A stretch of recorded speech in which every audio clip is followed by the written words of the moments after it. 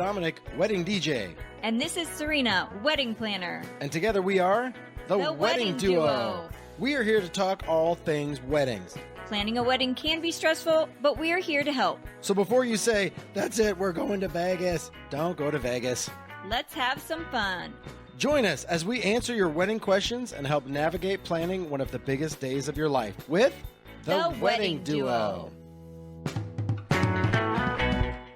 Hello, everyone out there in wedding world. We are back with another fantastic episode Of the Wedding Duo podcast. of the Wedding Duo podcast. Da-da-da, here we are. I'm feeling very silly today for some reason. I don't know what it is. It's because you're rested. That's why. I got back late last night because I was in Dallas yesterday. I woke up in Dallas, but my event was just south of Dallas. It's true. Did the wedding, woke up, drove back to San Antonio, dropped off the car, like, quick, get to the airport. I got back late. It was late. Yeah, I don't it usually was. get back before the kids were already in bed. It was made me sad. It was sad for us. But you're here now. I had the weekend off. You are correct. I am rested. And we are ready to dive in to a fantastic topic today. And we have a guest. Wait, I have a story. Oh, let's tell a story Hold on. first. Wait, I want a quick story. So the couple that got married that I was a DJ for this past weekend, she had 2 kids from a previous relationship, and he like had vows to the kids at the altar. It was very, Aw. very sweet. But they brought in Brandon Davis, who sings a song called Step by Step, because he's also a stepdad. We talked about this quite a bit because I was talking about my Lily, our Lily. And then he was just telling me the story, his backstory, but he wrote this great song called Step by Step. Yes. It's like, Country. I've used it quite a bit when It's a country people song. are looking for a song to dance with their stepkids or their step parent, right? Mhm. Because it's obviously the lyrics are drawn into that. But really nice guy. We sat back there shooting the breeze for quite a while. We did a video. We'll have to post it here soon. But TikTok with Brandon Davis. You know, it was kind of funny. Dominic always is like, yeah, I'm on TikTok. I got 500,000 followers. Then we looked at his page, 2.1 million followers. I We're knew like, I just didn't want him to think I had 37 followers. And I was like, let's do a TikTok. He goes, okay. He goes, make sure to tag me. I go, yeah, okay. We got about 500,000. He goes, yeah, I got about, I think 2.1. I go, yeah, I'll just shut up. Okay. I'm sorry to keep you waiting, Becca. Chatty Chatterson over here. I know. Oh, well, we are going to chat today about finances for your wedding. You guys, this is so important. And let us have our guest introduce herself for us. Where'd you go? Hi, yeah, thanks for having me. I'm Becca. I am a personal finance coach. So I tell people I teach everything we should have learned in school, but never did. So think things like saving, how to pay down debt, how to invest your first dollar, and importantly, how to save for a wedding. Yeah, that's so important. And what is the name of your brand, your company? Yeah, it's money beyond math. Yeah. Is that a concern of brides? The budget, money? Is that a I that a think thing so. when Just you're a getting tad. Just a kind tad. of, yes. And, you guys, so this is something, when I was younger, I didn't look at finances. I didn't pay attention to it. It was like this scary, like unknown for me, right? And I got myself in a little bit of trouble at a younger age. And I have since learned how important it is to really pay attention to the money part of whatever it is you're doing. Planning a wedding, especially, right? Yeah, and that's super common. That's a story that so many people can relate to. Yeah, because it's something, like you just mentioned, isn't taught in schools. It's not necessarily like a real life skill that we learn, and it's overwhelming, and it can be terrifying. Terrifying, and yeah, it's part of everyday life. Every day. Right? So it's so common just to have that fear attached to it. So we're going to try to help you guys dispel a little bit of that with Becca here. So Becca, what is, when people are looking at spending money like on a wedding, right? Like a large sum of money, like what are your best budgeting tips? Newsflash, is expensive. Weddings. Yes. Well, of course, I have many tips, but I kind of boiled it down to 5 that I think are most important. And I call it the aisle to the altar because they can kind of line up. So my big tips, and I'm sure we can get into each one, but is to automate everything. Automate your savings, automate your bills. You got a lot of planning to do, so we don't need to be working on bills every single day. Increase saving. We're going to do that little by little, but increasing it over time gives you permission to start small. Yeah. Set boundaries and priorities. You're not going to be able to spend on everything you want, but you can probably spend on your priorities. Look outside the box. This is like, you might be able to DIY a few things or just like rethink what you want to be spending on. And then lastly, evaluate with money check-in. So those are the big 5 that I think people should be working. Well, I think a wedding is such a great snapshot of your life, not just as the 2 of you are, like, navigating these waters because, maybe if you've been dating, it was just like, "Are you paying for dinner? I'll pay for once in a while." I mean, but this is, like, bigger balances you're working towards. And we talk about this all the time. It's really a great time for the 2 of you to figure out how do you communicate and navigate these waters together. But we also talk about all the time, like, you'll download this budget saying, "Here's how much of your budget should go to this for a wedding, like 10% goes to this, 20% goes to that." And that's not the case. Just like you were saying, priorities, like, we really want a band, but I don't really care what they eat, right? So other people are like, "We want a beautiful 3-course meal because 'cause we're foodies, and we're not really dancers." So, I mean, yeah, it's not custom for everybody, but priorities are huge, huge for the wedding planning. Huge in the wedding. Absolutely. Because there's so many things you could spend on, but picking the few that are important to you, that's where it's at. Alpacas. That's the thing. We have alpacas dressed as a bride and a groom. The bride alpaca true. had a garter on and a veil. It was and a top hat for the groom. And then I found out that the white alpaca was a boy, and he's like, "Well, I gotta dress like the girl, like because you're white one, you're the white alpaca." But that is such an over the An top extra. photo op that I'm like, you had extra money to bring in the alpacas, Well, but I mean, it's super cute. But maybe that was a priority. Maybe that was their thing. it Yeah. it may have been, right? And so tips on like do you recommend using like a spreadsheet? Like is there something that like you mentioned automations. Like what are some of your favorite like tools in Got that to be an app, sense? right? Is there an app? And there's a handful. So finding the one that works for you is really important. But yeah, there's lots of apps you can turn to. So some of the popular ones, YNAB, like the letters YNAB, stands for You Need a Budget. That is really favorite in the crowd. However, there's a learning curve, like kind of a app that you have to get used to. But the people that get used to it, they live by it. So that's a big one.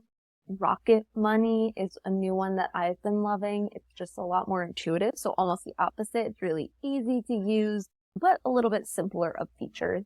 And then I'm a fan of the spreadsheet.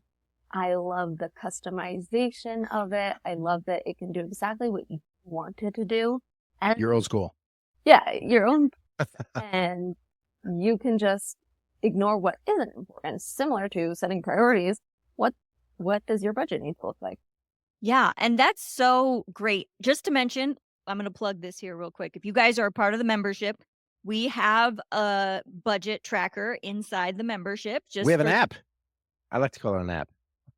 what It's an you app. just There's a like budget had. tracker. I thought you were gonna say we have. I'm like, tell her about the app, Oh, okay. but you So didn't. You yes, said a budget inside the tracker, but membership app, because he likes me to add the app on the end.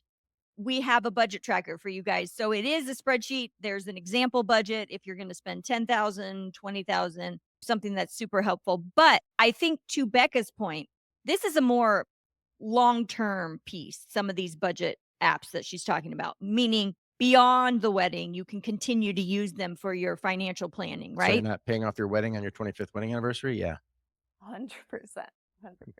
but to your point about the app, like some of them are like people get intimidated. I think because they get this new app and like I don't know how to use it, but every time you get a new phone, right, you're always just like, what is it? I can't. It's clunky, but you do it, you work through it, and then before you know it, you're like zip zip zip zip zip zip, and everything is just so second nature to you. Yeah. Like anything. So be patient with yourself as you go into whatever this is a side note, but if it is intimidating, like just baby step through it. Start Mhm. with the parts and eventually you'll be like you'll stumble onto, oh, I didn't know it did that. And you're like, oh, that's great. And then you kind of like baby bite your way through it. But that thing is it's so great. People love the app. And soon enough, you can't live without it. You should be exactly right. Yeah, and they've made it so, like, everything connects, right? So, meaning, like, I'm sure there's ways to connect then your bank account so that you can automatically download transactions. I don't know, like, there's so many different things if you're really into tech that can make it more streamlined of a process for you, right, Becca? Yeah. Yeah, you can really streamline like so many elements of it. And make everything happen in the background, which like I think is so important, especially like always, but especially when you're planning a wedding. Like you have so many things on your to-do list. If you can take paying bills off of it, let's do Yes. that.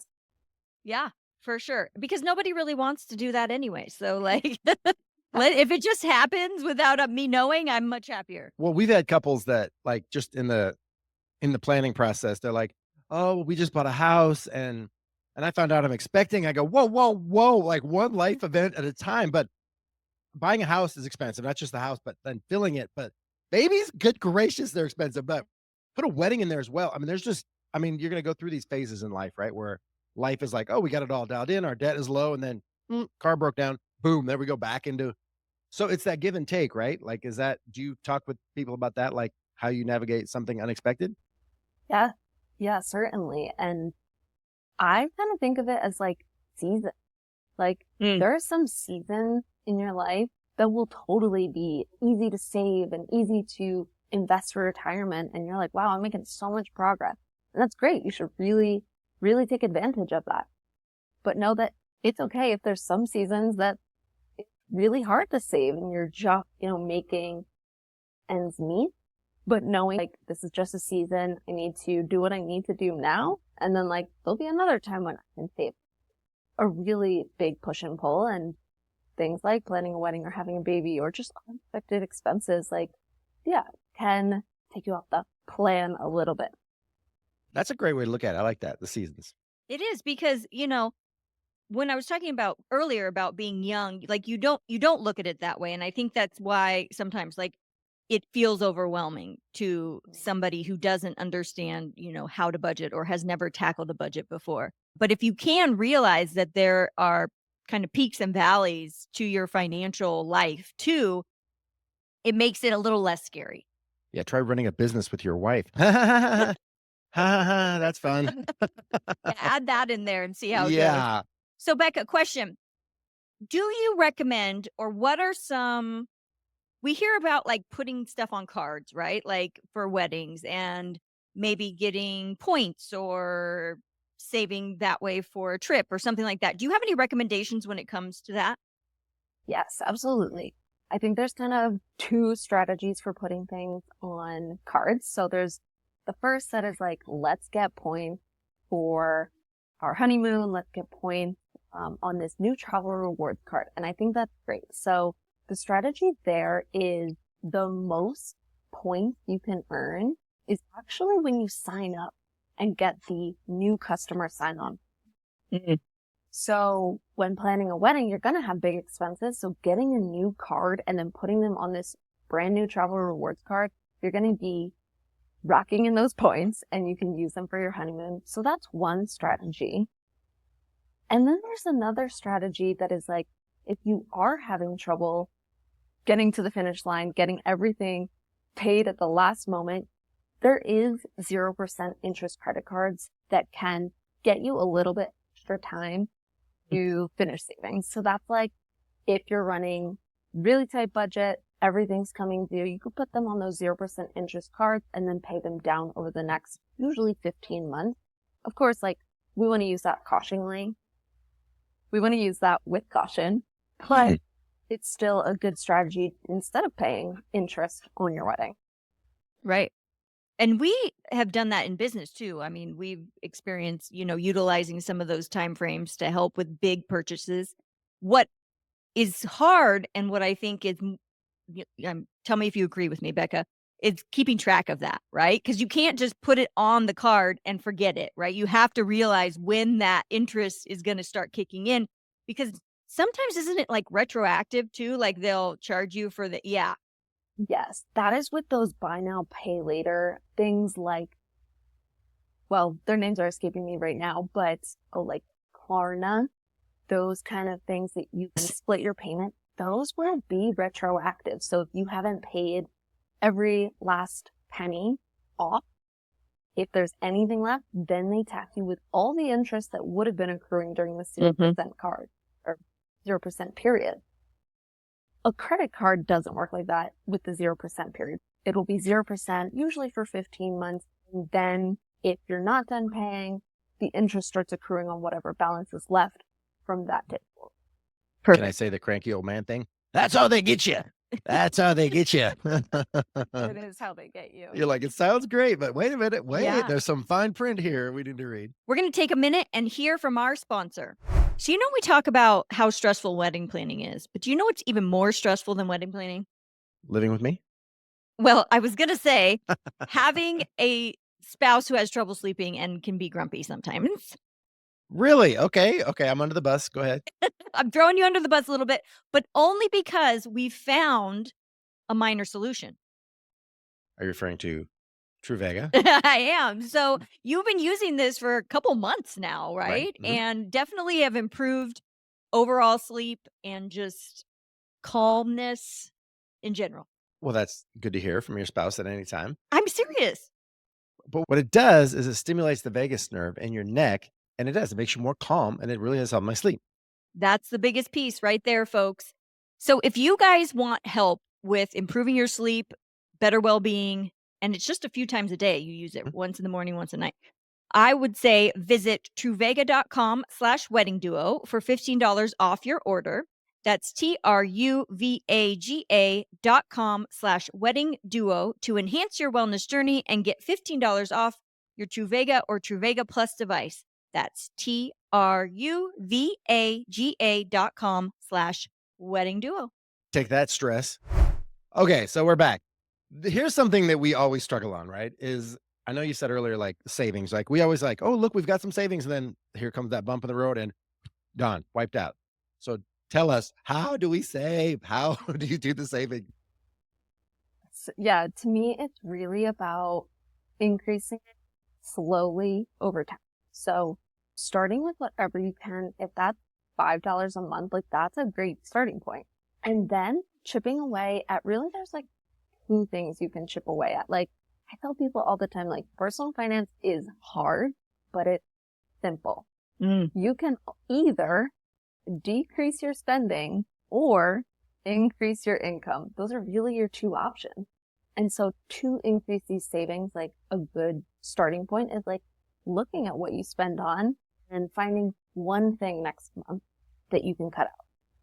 I recommend starting with recurring things, subscriptions, because if you cut it out now, you're actually going to save next month, following month, every month afterwards. If you're like, I'm cutting out one coffee this month, you have to take the action to cut it out every month. Coffee. You're crazy talk now. I know. Cutting coffee. I know it's the cliche example, but it is.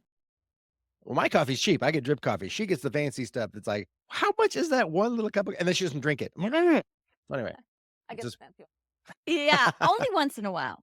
Okay, once in a while when we travel for sure. Yeah, exactly. Well, and so when couples are looking at like we talk about in wedding planning, there's going to be a lot of deposits made up front, right? Mhm. And then there's probably a lull in payments until you hit, 60, 30 days before the wedding. Yeah. Do you recommend like making payments over that period of time to help with that if that's available from vendors, or does that help in any way? Yeah, certainly it can help if it's going to ease any anxieties around making these payments. And that's kind of like money beyond math. Like there is emotion in money. So if it's going to ease the stress, absolutely. If not, there's actually a great way to earn a little more money is by putting those savings in a high yield savings account.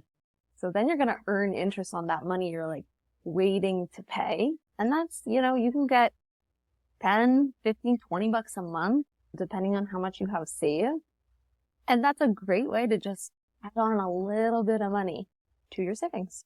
So you mean rather than pay that balance off, put it in a high yield, and then when it does come due, then you throw it in there, but you've got a little extra. Exactly that. Interesting. That's a great tip, right? Especially if like let's say, for example, you're going to spend $30,000 on a wedding and that all those balances are coming due in 15 months or whatever, right? So if you have the ability to take some of those funds that you're going to spend, put them in that savings account and earn a little bit of interest.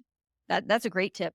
It's all hard. It's all, but I mean, but to your point, it's just For some It partners, is it hard. is hard, but It is it's hard, simple. but it's simple. Simple. But that's just it, right? It's like, oh yeah, just put it here and then I'll pay it there. It's like we're just redirecting a little bit. Yeah, that's a whole. There's so many things. Like there's so many potential pitfalls. But if you're just smart and you like before you're looking back, like, oh, I shouldn't have done that. Like if you just look forward a little bit rather than reactionary, you know? Yes, exactly. Like make plans for it too. So what do you think if if a couple is kind of struggling with this piece, right? Like they're trying to figure out what they can spend on a wedding. Like do you have suggestions for like figuring out based on their income or what they are getting from other people, like how to figure out what that number is right off the bat? Yes. Yeah. I feel like this is one area where like rules of thumb actually don't work because there's too many moving pieces. Like, are you the only person paying for this wedding or are there going to be family contributions? So instead of saying like, oh, 15% of your 1 year salary is your wedding budget, I actually think the most important thing is figuring out how we can do this without going in debt, Mhm. whatever that looks like. So figuring that out is usually like coming up with a savings plan, figuring out how much you do have saved already, hopefully giving yourself a long timeline. This is the conversation you could be having with your significant other even before you're engaged, potentially because the more months you give yourself, the more you can save. So really it's how much can we save to spend on this without taking debt? Yeah. Yeah, that's a whole Well, challenge right because there. it, I mean, there are studies and reports that say that one of the hardest things on a relationship is financial issues, right? Like down the road, like one of the biggest causes of divorce is financial problems. And so if you can No pressure, extra pressure on everybody. if you can have these conversations and figure out how you and your partner work best and then make a plan going forward, not only for the wedding, but future, you really are going to give yourself a fighting chance at this relationship too, right? Don't you think that's true? Yes. I recommend every couple does money date. Mm. Maybe it's biweekly, maybe it's monthly, but coming together and talking about finances, especially when things are good. I mean, we were talking about the things that come up when you buy a house, when you have a baby, it gets harder. So while it's easy and fun, we're saving for a wedding. It's easy, but fun. That's a great time to build that habit. Like we sit down and we talk about money. It's really open and we come up with a plan together. Yeah. And so let's tell our listeners too, like someone in your position, like how can you offer help or how do they find help if they're feeling like completely overwhelmed? Like what resources are out there for them? Yeah, so many. What I do is I work with couples like one-on-one. Mhm. I've been doing that for 5 years and have had over 400 clients. It's the joy that I get. But how I work with people is I work with couples and I create everything you kind of need in that financial plan. I give you the budget. If there's debt, I give you the debt plan, saving, especially for a big goal like a wedding. And then I meet with you recurringly to make sure we're taking these steps Mhm. to getting there. And when challenges come up, figuring out ways to work around it. So that's how I work with clients on a one-on-one basis. I think that's so helpful. And if you guys don't know that these types of resources are out there, they are, right? Like set yourself out on a good foot, like for your relationship and get the help that you need early on so that you can be successful in life in general too, right? Well, people plan like when they plan a wedding, they really realize, okay, I don't know what I'm doing. I got to get this person in this category, this person that to help, just to make it easier. But then in life, we're just like, I don't know, I'm just making it up as I go and bumbling through, you know? And finances is such a huge thing. Like, God, why don't we plan better for that? That's like life because me too. Like when I was younger and dumber, it was all so reactionary. Yes. And you get something in the mail, you're like, what the heck? You know, like, Yeah, like uh, where's this bill come from? and I know it's a thing that financial advisors will tell you, or people in the finance world, like you print out your credit report because you'll be like, what is that credit card or something sitting there forever? Yep. You're like, close it. You have to literally call and close that dang thing because it'll just sit there forever. maybe there's a balance even, then you're like, "What have I been paying on?" And the memberships are a thing too, right? That was never a thing. What, 15 years ago, 20 years ago? You mean like Like, subscription yeah, all the services? Yeah. subscriptions, everything. I mean, we have a membership now. So, But you there's can that. cancel You anytime. So cancel there you anytime. go. There is a lot of talk in the wedding world, online and elsewhere, about how to save money in different places when you're planning a wedding. Like, how do you plan a wedding for less, basically? Do you have any suggestions for our listeners on that front? Sure. I think this is truly about getting creative and looking for alternatives. So, Mhm. of course, there's like DIY options, and that's going to save you a bunch. But there's also like medium steps, I think, that we often forget about. So, like, maybe you don't need to hand make bouquets of flowers, but instead of having a florist do everything for you, maybe you get silk flowers or other kinds of fake flowers that are that middle ground. So I think that like middle step is often overlooked. It's like I either go all out, I DIY it myself, and finding that middle option is a great way to save. That's the priority thing for sure. Because some people are like flowers. Oh my God, that's the thing. They saw some bougie wedding online and they send pictures of the florist and they go, I can do that, but wow, there's gonna be at least a comma and a couple digits in front of that comma. But then again, if you're like, I don't care about the flowers necessarily, Right. and ultimately, and I had a video I did on this. I was walking through the blueberries and I'm like, remember why you're there. You're there to get married to the person you love and like commit to this person. And that's why your family and friends are there, to support you and this relationship and to celebrate with you.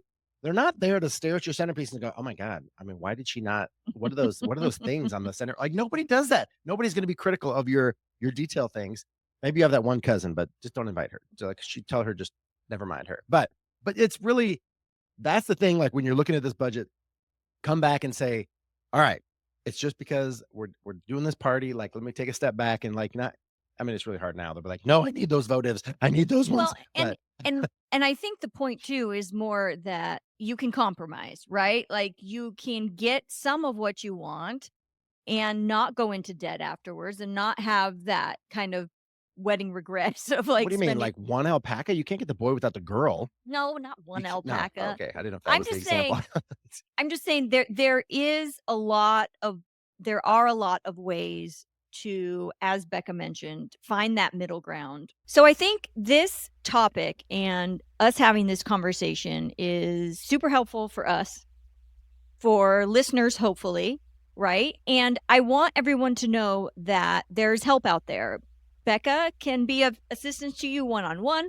We talked a lot about a lot of resources, apps, and that kind of thing. But Becca, if they want to reach out to you, how do they do that?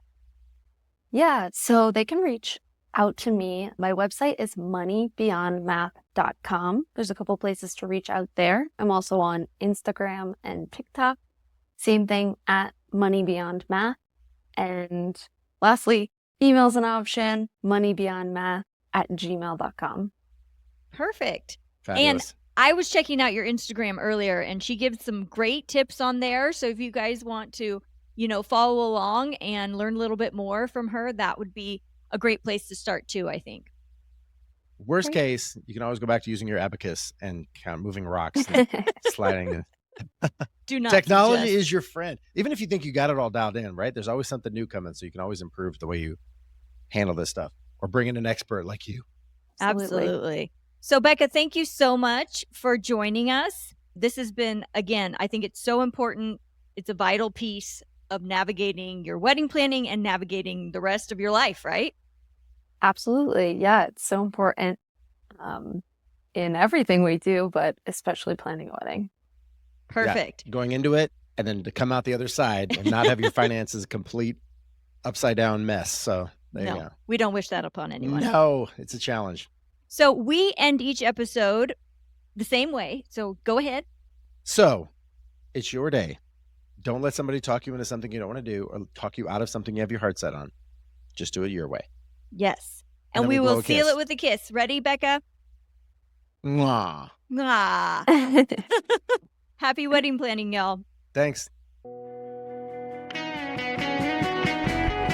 so thanks for listening to our podcast. If you found any of this information helpful and you know someone who may be engaged or is a maid of honor, maybe you could tell them and share it with a friend. Absolutely. So screenshot this episode, share it on Instagram, on Facebook, and tag the wedding duo. We promise to share the love back. Also, if you are interested in more resources or the show notes, you can go to theweddingduo.co. We have one-on-one virtual sessions, a shop, all sorts of fun stuff. Check it out.